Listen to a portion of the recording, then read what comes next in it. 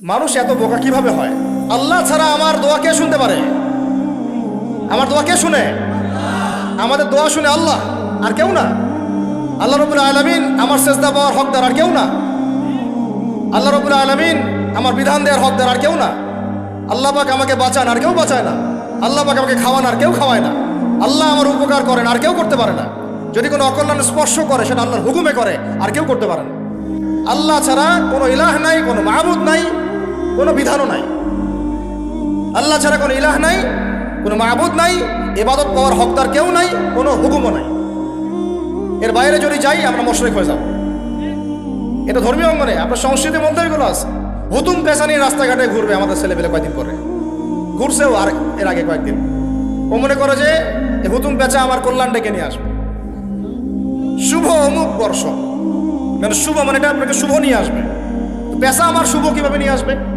শুভ বুঝলাম, শুভ না মেনেই নিলাম ওর তর্কের খাতিরে যে ও এটাকে শুভ মনে করতেছে। তো শুভর সাথে পেশার কি সম্পর্ক বলেন? পেশা, বাদর, হনুমান এগুলোর মূর্তির সাথে মুসলমানদের কি সম্পর্ক? এগুলোর সাথে শুভ অশুভের কি সম্পর্ক? সারাদিন খাবো পিৎজা, বার্গার আর হাই হাই রেস্টুরেন্টে খাওয়া দাওয়া করা। ওই দিন একেবারে আমি একদম কি পান্তা ভাত আর ইলিশ মাছ। ওই দিন আবার এটার দাম হবে 2000 টাকা, 5000 টাকা প্লেট। মানে গরিবের সাথে একটা মস্করা করা, গরিবের সাথে একটা টিটকারি মারবার। এই গরিব মানুষরা পান্তা ভাত খাইতে কিন্তু মজা লাগে আমার। আমরাও খাই মাঝে মাঝে, যারা খায় না তারা তো জানে না। পান্তা অনেকে বাধ্য হয়ে খায়, খাওয়ার নাই বাসায়, পান্তা বাধ্য হয়ে খায়। ওটাকে আপনি 5000 টাকা প্লেটে, 3000 টাকা প্লেটে খাওয়াচ্ছেন। গরিবের সাথে মস্করা। ওই টাকাটা তো গরিবকে দিতে পারতেন। কুরবানিদের সময় এরা বের হয় যে গরু কুরবানি না করে টাকাটা যদি দিত মানুষকে, তাই না? তা আমরা তো গরু কুরবানি করে 3 ভাগই করি। 1 ভাগ তো দিয়েই দিই মানুষকে, মিসকিনদেরকে 1 ভাগ দিয়ে দেই, 1 ভাগ কাকে দেই? আত্মীয়দেরকে দিয়ে দেই, আর 1টা ভাগ আমরা খাই। আমরা কি সব পুরা গরু ভোগবাদী দর্শনে খাই? এটা ত্যাগের চেতনায় খাওয়া হয়। তুমি কয়দিন একটা পশু জবাই করে 3 ভাগ করে মানুষকে দিছো? হ্যাঁ, একটা ব্রয়লার মুরগিও তো 3 ভাগ করে মানুষকে খাওয়াও না। এরা হচ্ছে সংস্কৃতির নামে যা চলতেছে, এটা নিয়ে আমি ইনশাল্লাহ আরেকদিন কথা বলবো। এই সংস্কৃতির নামে যা চলতেছে আপনাদেরকে মুশরিক বানায় ফেলতেছে। মুশরিক হয়ে যাচ্ছি আমরা এভাবে আস্তে আস্তে। আমাদের সংস্কৃতি এমন সংস্কৃতি আমরা লালন করি, পালন করি অবশ্যই, যেটা আমাদের জাতির সাথে মিল আছে, বাঙালি সভ্যতার সাথে মিল আছে, কিন্তু এটা কুরআন সুন্নাহর সাথে সাংঘর্ষিক না। যদি সাংঘর্ষিক হয় আমরা সেটা নিতে পারবো না। আর কুরআন সুন্নাহর সাথে সাংঘর্ষিক কোনো সংস্কৃতি নাইও আসলে। বাঙালি সংস্কৃতির মধ্যে কুরআন সুন্নাহর সাথে সাংঘর্ষিক কিছু ছিল না, নতুন করে আমদানি করা হয়েছে। এখন আসেন, আপনার অর্থনীতির মধ্যেও শিরক আছে, বুঝাইতে গিয়ে এদিকে চলে আসছে। আমার হাতে একটা কিতাব দেখা যায়, কি এটা বলেন?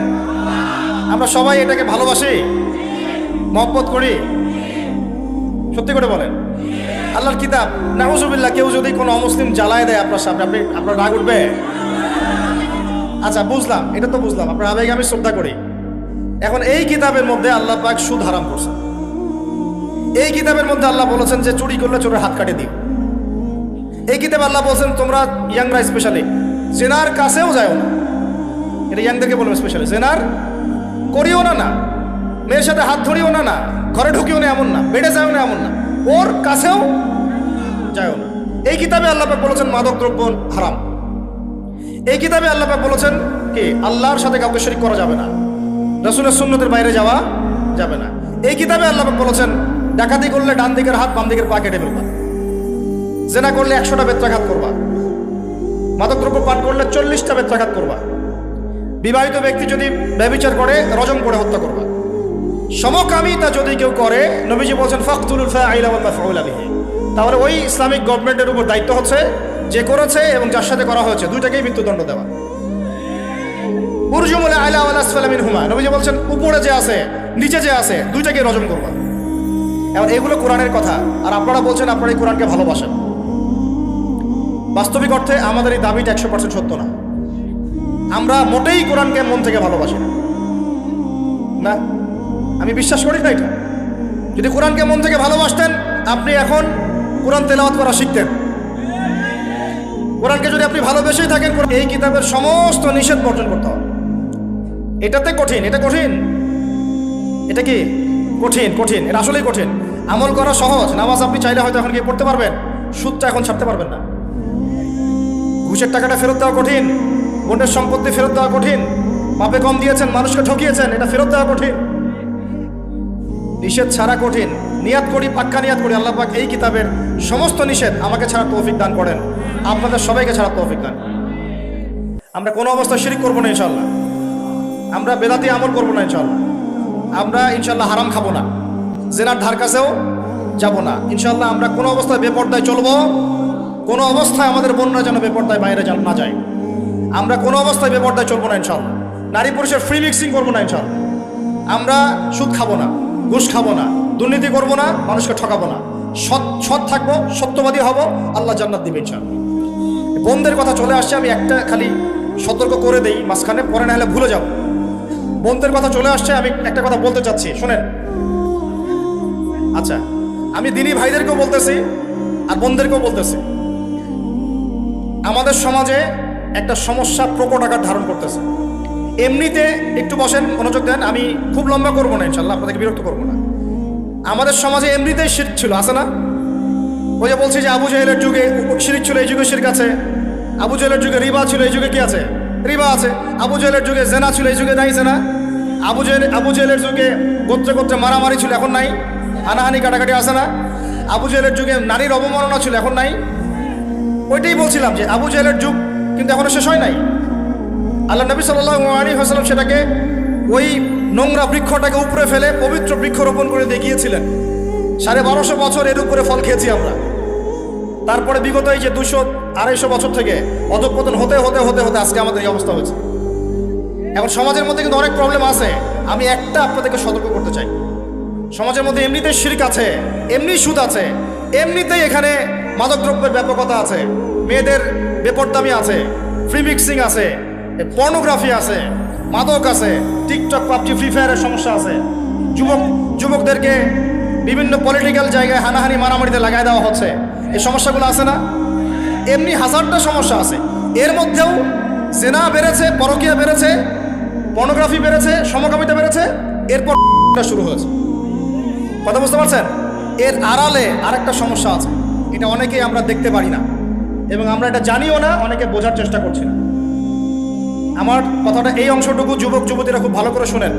দিনী বোন যাদের বয়স হায়েজ হয়ে গেছে, যাদের হায়েজ হয়েছে, এখান থেকে শুরু করে সবাই, যারা বালেগ হয়েছে আমরা ছেলেরা, সবাই ভালো করে কথাটা শুনেন। বাংলাদেশে পিছন থেকে একটা নতুন সমস্যা রাইজ করতেছে। সমস্যাটা হচ্ছে, এমনিতেই আমাদের ছেলে মেয়েদের মধ্যে হারাম সম্পর্ক ছিল।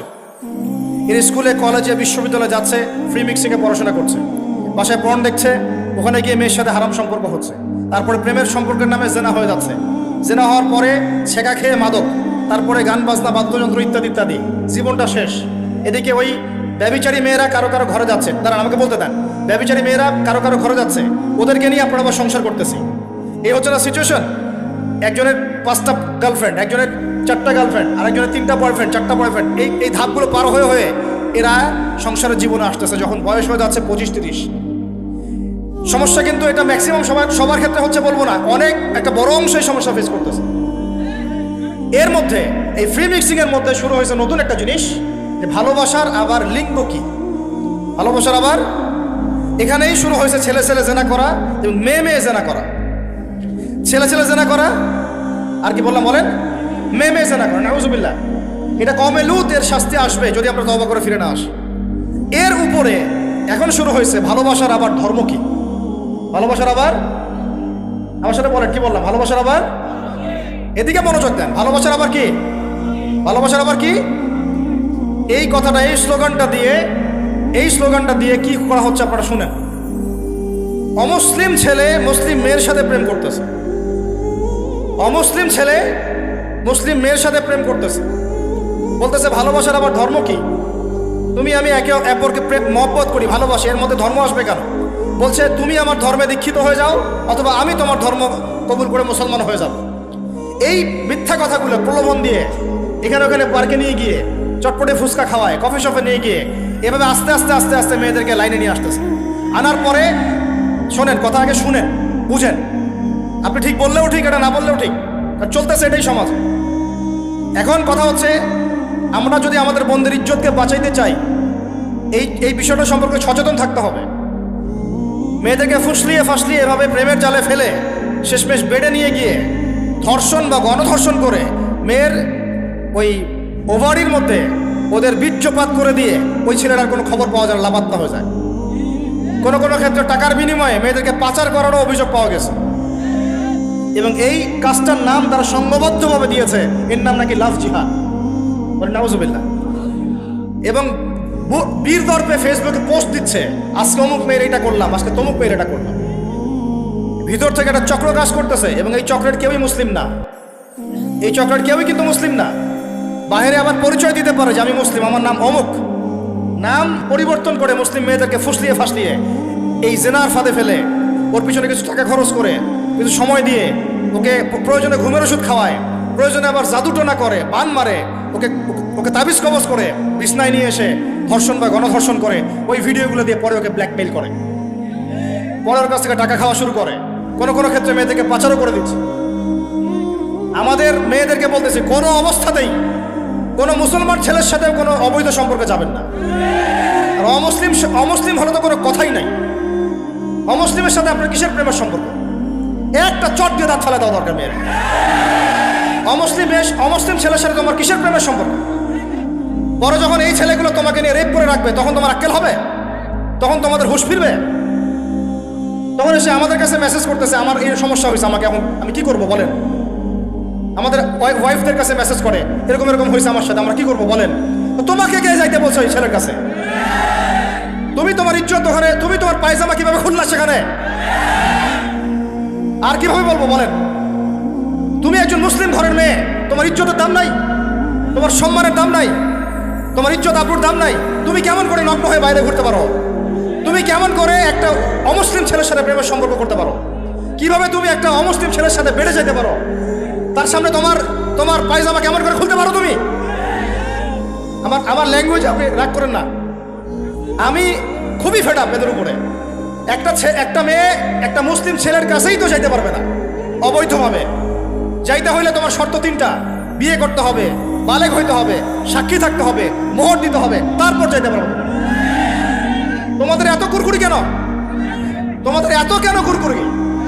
মুসলিম তো মুসলিম করতে করতে এখন অমুসলিমদের সাথে প্রেম করা শুরু করছো। আর যখন অমুসলিমদের দ্বারা তোমরা ধর্ষিত হচ্ছ, তোমাদেরকে পাচার করতেছে, তখন বলে এসে আমাদের কাছে চিঠি লেখো যে আমরা এখন কি করব। এদের কি ভাই ইয়া নাই? বাসায় কি বাবা নাই? বাসায় ভাই নাই? এই চক্র থেকে সাবধান থাকেন। আর আমাদের সমাজে যারা দায়িত্বশীল, রাষ্ট্রের যারা দায়িত্বশীল, যারা উপরের লেভেলে আছেন, এই বিষয়গুলোর উপর কঠিন দৃষ্টি দেওয়ার জন্য আমি রিকোয়েস্ট করব। আমরা কিন্তু কোনো ধর্মের মানুষের সাথে কোনো দ্বন্দ্ব চাই না। চাই আমরা যে 50-60 বছর থেকে একসাথে বসবাস করতেছি, আমরা কি কোনোদিন কারোর সাথে মারামারি করছি? কোনোদিন দেখছেন যে খ্রিস্টান মুসলিম মারামারি হচ্ছে? মুসলিম মারামারি হচ্ছে বাংলাদেশে, হিন্দু মুসলিম মারামারি হচ্ছে বাংলাদেশে, দেখেছেন কখনো? এখন কি নতুন করে শুরু হলো এগুলো? আল্লাহ রাব্বুল আলামিন আমাদের দিনী ভাইদেরকে বুঝদান করেন, বোনদেরকে বুঝদান করেন। কোনো অবস্থাতেই মেয়েদেরকে আপনি এভাবে ছেড়ে দিয়েন না বাইরে। কোন অবস্থাতেই একটা মেয়ের হাতে অকালে মোবাইল ফোন তুলে দিয়েন না।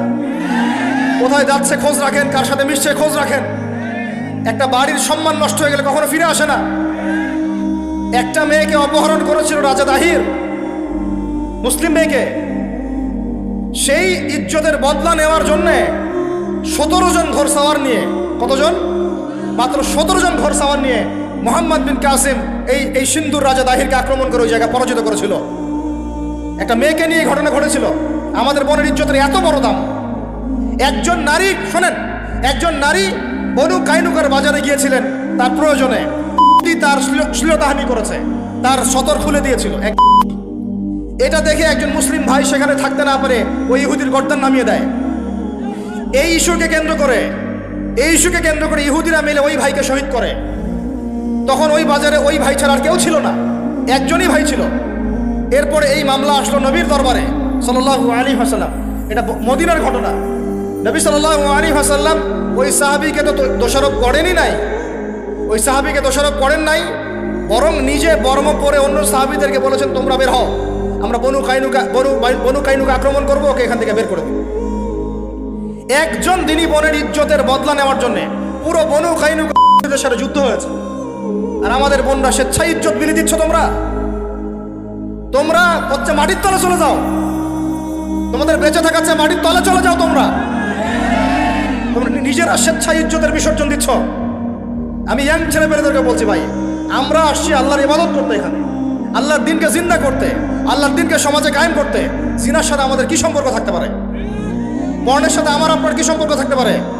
আপনার আমার এরকম হারাম সম্পর্কের সাথে কি সম্পর্ক থাকতে পারে? এগুলো কোনো অবস্থাতে আমরা ধার কাছে যাবো না ইনশাআল্লাহ। আল্লাহ রাব্বুল আলামিন আমাদের ভাইদেরকে বুঝদান করেন, বোনদেরকে বুঝদান করেন। আমি যা বলেছি আমাকে আমল করার তৌফিক দান করেন, আপনাদের সবাইকে আমল করার তৌফিক দান করেন। ভাই শেষ করে দেই, শেষ কথাগুলো হচ্ছে এই যে শিরক আর এই যে কুফর, এই হারাম, এই জাহিলিয়াত, এই নোংরা শেকড়, এগুলো এখনো দূর হয় নাই। এগুলো দূর করতে হলে আমাদেরকে বুঝতে হবে শিরক কত প্রকার, কি কি, তাওহীদ কাকে বলে, কত প্রকার, কি কি, সুন্নাহ ভিত্তিক জীবন গড়া, এলেম অর্জন করা, উলামায়ে কেরামের কাছে এসে সোহবতে থাকা, হালাল খাওয়া, নিজেদের পরিবারের যত্ন নেন, পরিবারকে নিয়ন্ত্রণ করেন, সৎ কাজে আদেশ করেন, অসৎ কাজে নিষেধ করেন। আল্লাহর ওয়াস্তে দিনের এই মেহনত, এই দাওয়াতের মেহনতে আপনিও কাফেলায় শরীক হন।